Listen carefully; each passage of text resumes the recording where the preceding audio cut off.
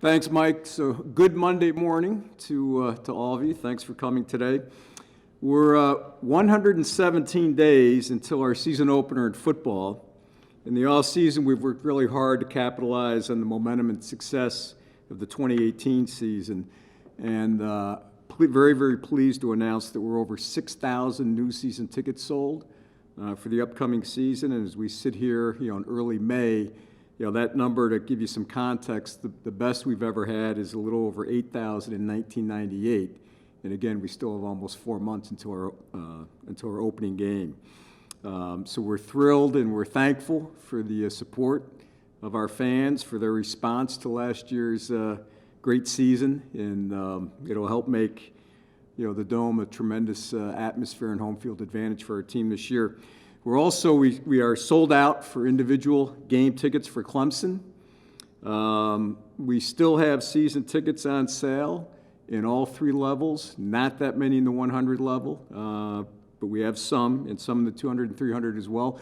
The best value is still season tickets by far. So we encourage our fans, if they're interested, is look into season tickets. Again, we continue to see very robust sales of season tickets. We also have 3-game mini packages as well, and some of those include the Clemson game as well, so we're offering those. Again, we're really pleased at the response to last year's success and where we are. I also want to address is last week there was a incorrect social media tweet in terms of Coach Baber's contract. What I will tell you is exactly what I told you in December. Coach Baber signed a long-term extension, and I want to emphasize the words long-term.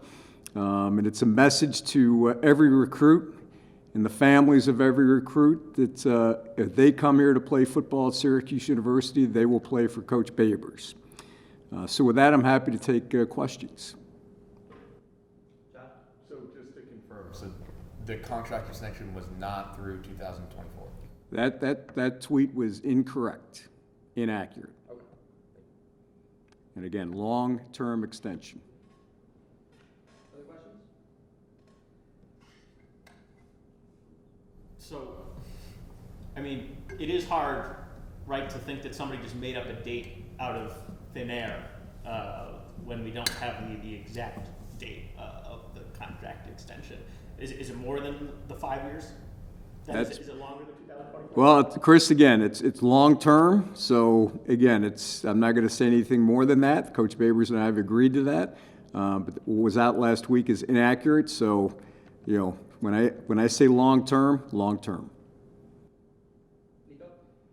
Regarding the work on the Carrier Dome, I know that obviously next year a lot of the heavy lifting with the roof, but I remember hearing that around this time we'd see some work on the outside. So what's going on with the dome right now? Is there work being done? Nico, there's a little bit of work being done on the outside, the perimeter of the dome, and again, kind of Pete Sal and Tom Benzel, they're the experts in terms of that project. But we're on pace in terms of the stadium renovation. So we're pleased, and as you said, the heavy lift will obviously begin next spring.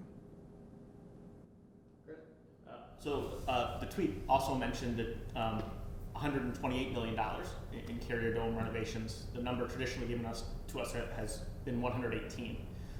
Is 128 kind of the new best estimate?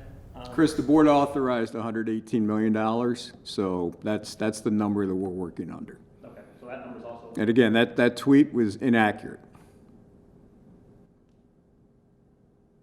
Yep, in the middle. In terms of surpassing the season ticket threshold, it was set in 98. With the timeline that you see with that, do you see us getting to that this year? I think we've got a really good chance. Again, I think we continue to see a steady demand.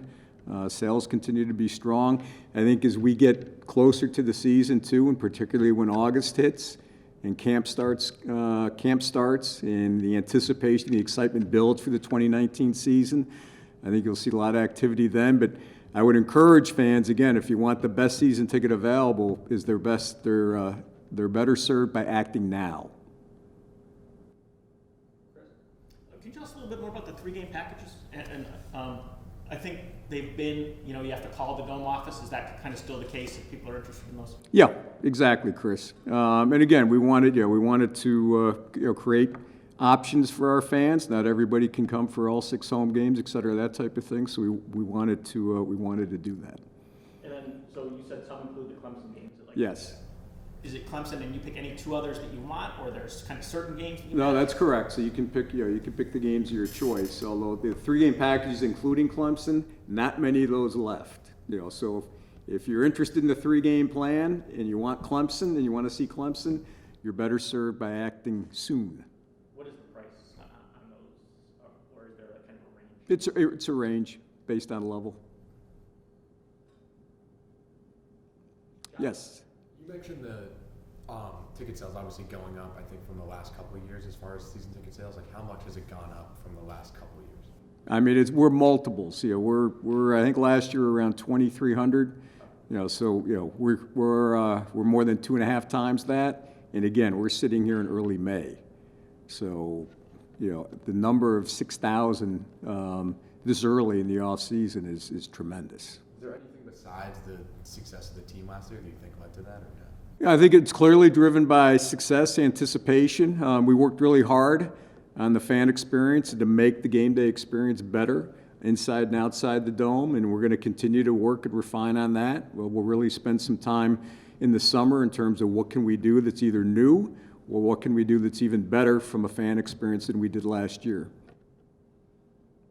You mentioned that individual tickets for Clemson are sold out, but you do still have season tickets and 3-game packages available. How many more seats could you possibly fill for this Clemson game? Yeah, we've got. I don't have the exact number, but I'm going to reiterate: if you want Clemson, buy the 3-game package and buy now, buy early. I can't recall the last time I remember a single game being sold out this early. So I guess that's my question to you. Has there ever been, to your knowledge anyway, I know there's a lot of years to look back at that, but a game in the dome or a home game sold out this far in advance? Well, Nico, again, and it's not sold out because we do have season tickets still, but individual game, not that I recall. And again, I think the anticipation of this game, not only locally but also, nationally as well. It's a game that people have circled on their calendar.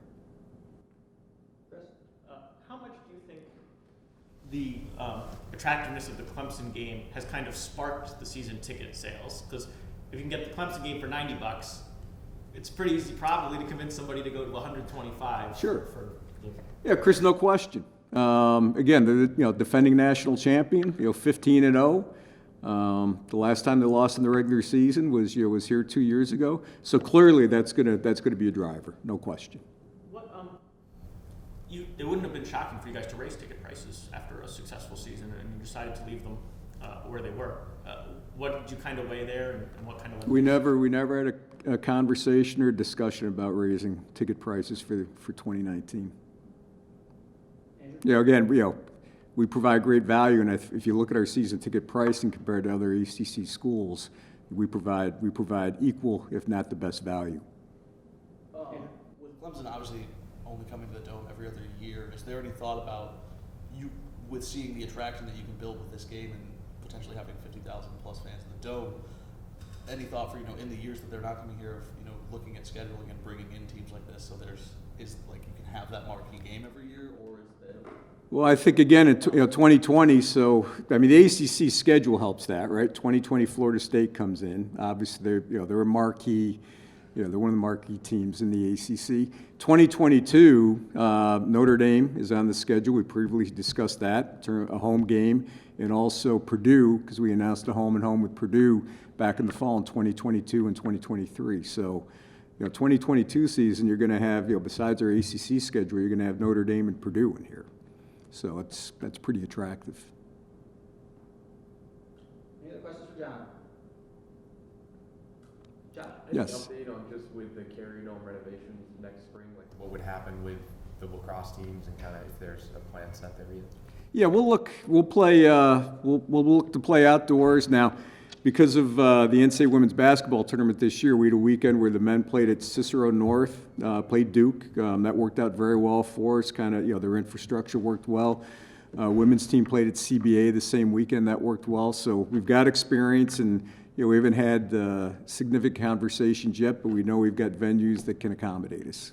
Any chance of moving one of them to, I know tournament games have played at like the soccer stadium, any chance of moving them there to have an on-campus site for them if they're going to be out of the dome all spring?